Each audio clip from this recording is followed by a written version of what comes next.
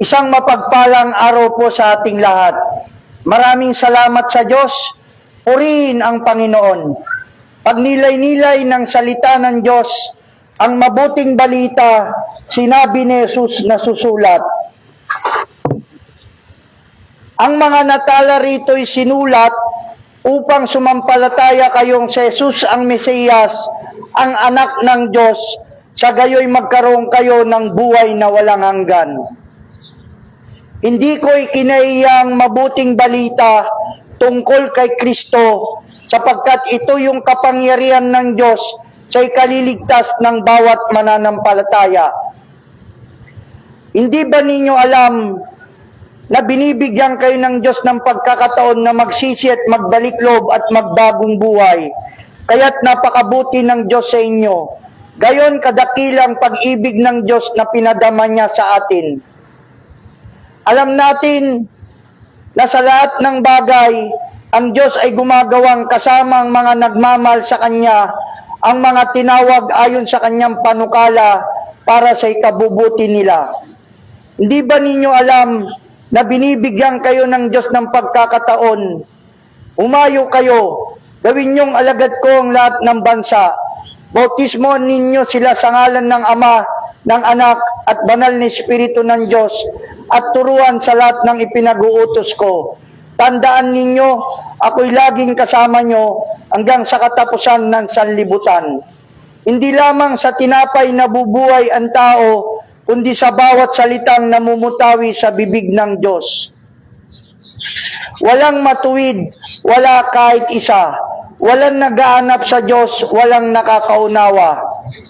Sapagkat ang lahat ay nagkasala at walang sinumang karapat-dapat sa paningin ng Diyos.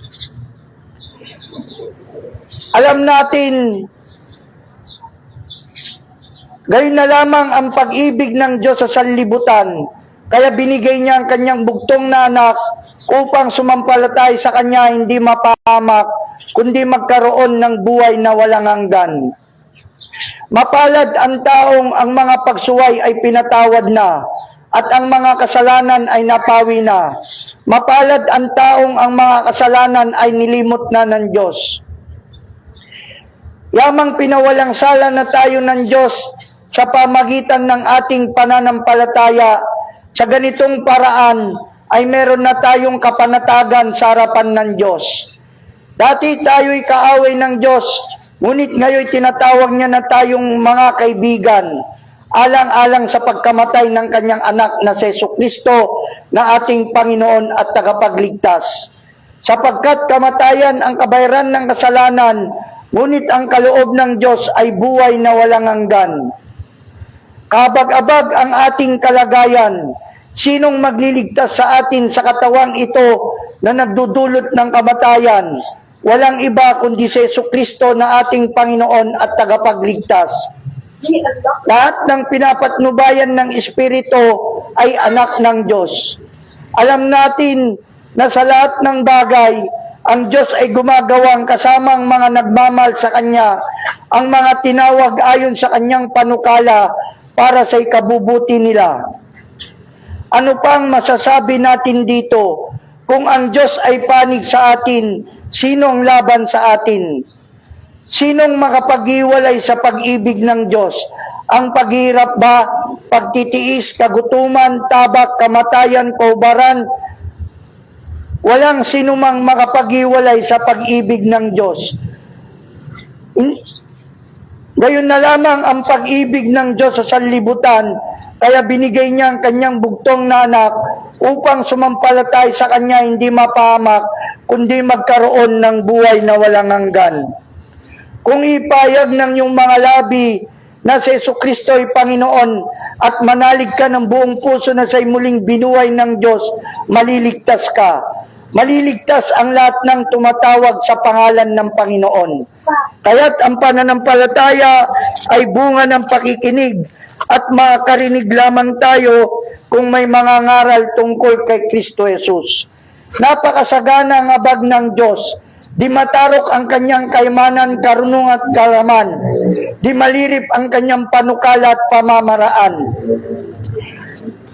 Kaya nga mapatid, alang-alang sa masaganang habag ng Diyos, ako'y namamanik sa inyo, ialay ninyo ang inyong sarili bilang handog na buhay, banal at kalugod-lugod sa Kanya. Ganyan ang dapat na pagsamba ninyo sa Diyos.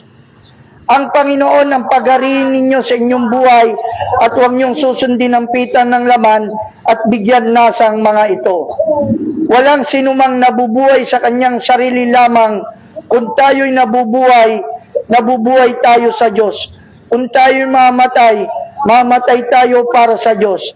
Kaya't sa mabuhay o sa mamatay, tayo'y para sa Panginoon. Anumang nasa kasulatan noon pa mang una ay nasusulat sa ikatututo natin at nagkakaroon tayo ng lakas ng loob at pag-asa pag binabasa natin ang mga aral na matatagpuan doon. Magbatihan kayo bilang magkakapatid kay Kristo. Binabati kayo ng mga kapatid ng iglesia. Kaya't ang mga natala rito'y sinulat upang sumampalataya kayong si Jesus ang Mesiyas, ang anak ng Diyos, sa gayoy magkaroon kayo ng buhay na walang hanggan. Maraming salamat po. Purihin ang salita ng Diyos. Sa Diyos po ang kapurihan.